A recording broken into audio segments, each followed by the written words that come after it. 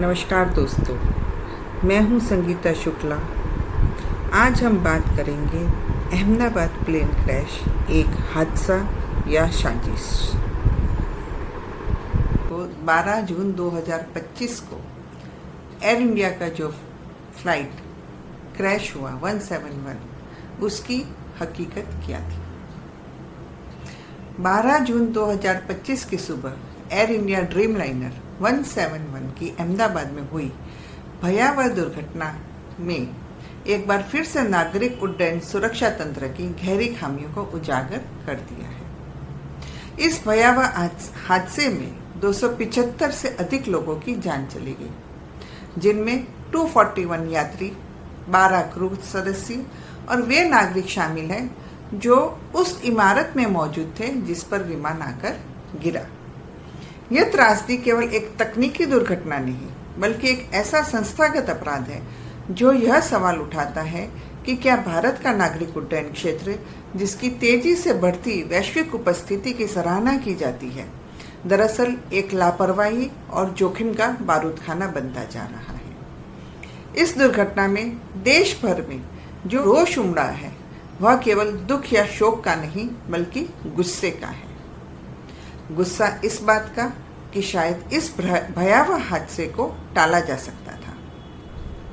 अब सबसे बड़ा सवाल है, इस विनाशकारी त्रासदी का जिम्मेदार कौन है? क्या एयर इंडिया का शीर्ष प्रबंधन? क्या नागरिक उड्डयन मंत्रालय जो सुरक्षा मानकों को लागू नहीं कर सका? या फिर वो नियामक एजेंसियां जिन्होंने एक दोषपूर्ण विमान को उड़ान भरने की अनुमति? यह कोई पहला मौका नहीं है जब भारत ने ऐसा विमान हादसा देखा है।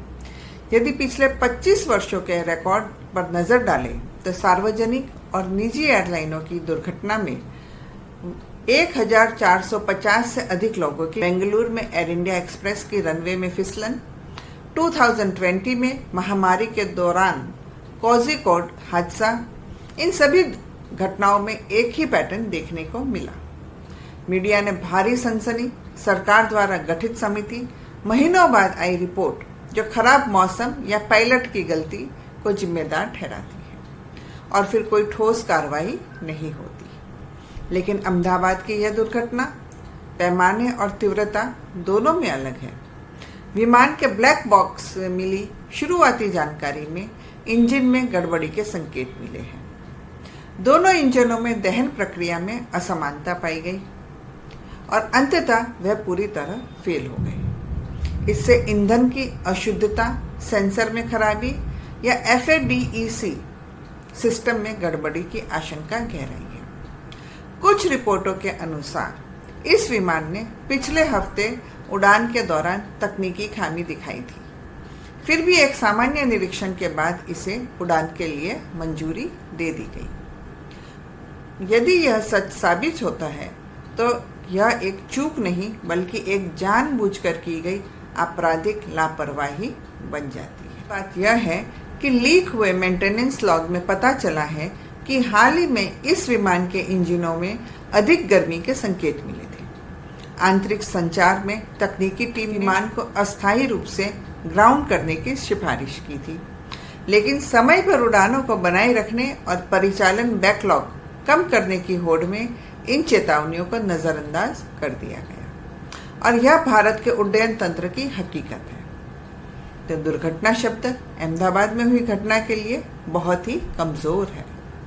यह हत्या थी, शायद जानबूझकर नहीं, लेकिन विमान को अस्थायी रूप से मानवीय जीवन के प्रति घोर उदासीनता और उपेक्षा के कारण। यह समय है जब नागरिक उड्डयन महानिदेशालय DGCA की प्रणाली पर गंभीर सवाल उठाए जाए।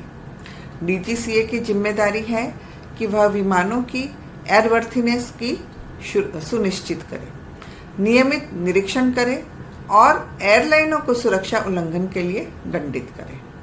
लेकिन क्या आप याद कर सकते हैं कि आखिरी बार DGCA ने किसी बड़ी एयरलाइन पर बार बार तकनीकी गड़बड़ियों के लिए कोई सख्त कार्रवाई की हो? और क्या कहें नागरिक उड्डयन मंत्रालय की, जो नए हवाई अड्डों के उद्घाटन और अंतर्राष्ट्रीय विस्तार की खबरों पर तो फूले नहीं समाते, लेकिन जब विमान हादसों में जाने जाती है तो चुप्पी साध लेता है। यह सढ़ांग एक अकेली एजेंसी या हादसे से परे पूरे सिस्टम में फैली हुई लगती है। यह हादसा ऐसे समय में हुआ है जब सरकार तरीके से उड्डयन क्षेत्र में निजीकरण और उदारीकरण को बढ़ावा दे रही है। सिद्धांत रूप से प्रतिस्पर्धा अच्छी होती है, लेकिन जब निजी कंपनियां बिना पर्याप्त निगरानी के बाजार में उतरती है तो जोखिम कई गुना बढ़ जाता है। सपना लेकर विमान में सवार हुए थे, कोई चेतावनी की अनदेखी कर बैठा, किसी ने मरम्मत में देर कर दी और उनकी जिंदगी खत्म हो गई। अब वक्त आ गया है जब भारत को एक स्वतंत्र विमान सुरक्षा बोर्ड की स्थापना करनी चाहिए, जिसे पूर्ण कानूनी अधिकार हो कि वह निगरानी करे, अचानक ऑडिट करे, सुरक्षा रेटिंग जारी करे और राजनीतिक हस्तक्षेप से मुक्त होकर जांच करे। विमान रख रखाव या ऑडिट एयरलाइन के अपने इंजीनियरों द्वारा नहीं, बल्कि अंतर्राष्ट्रीय स्वतंत्र एजेंसियों द्वारा होना चाहिए। पायलटों, इंजीनियरों और ग्राउंड स्टाफ को आपात स्थितियों में निपटने की वास्तविक तैयारी के साथ प्रशिक्षित किया जाना चाहिए और सबसे महत्वपूर्ण, तकनीकी चूक की जानकारी देने वाले विल्स ब्लोअर को कानूनी संरक्षण मिलना और उसकी सच्चाई चुप्पी में ना दबी। सरकार को यह भी सुनिश्चित करना चाहिए कि हर एयरलाइन की सुरक्षा रेटिंग, निरीक्षण रिपोर्ट और शिकायतों का निवारण सार्वजनिक पोर्टल पर उपलब्ध हो। यात्रियों को यह जानने का अधिकार है कि जिस विमान में वे चढ़ रहे हैं वह अतीत में कितनी बार लाल झंडी दिखा चुका है। अहमदाबाद हादसा सिर्फ एक त्रासदी नहीं, बल्कि एक भयानक चेतावनी है उस भारत के लिए जो खुद को वैश्विक विमानन हब बनने देखना चाहता है, लेकिन सुरक्षा के मामले में आंखें मूंदे हुए है। सच्चाई यह है कि भारत का नागरिक उड्डयन क्षेत्र नौकरशाही की निष्क्रियता, कॉरपोरेट लालच और नियामक विफलता का खतरनाक संगम बन चुका है। जब तक हम इन हादसों को दुर्भाग्य कहकर टालते रहेंगे, तब तक तकनीकी खामी के नाम पर लोगों की जानें जाती रहेगी। अब समय आ गया है काम का, न केवल बयानों का। सरकार को संस्थानों को बचाने की प्रवृत्ति छोड़कर उन नागरिकों की सुरक्षा देनी चाहिए जिन्होंने अपनी जान व्यवस्था के भरोसे छोड़ी थी।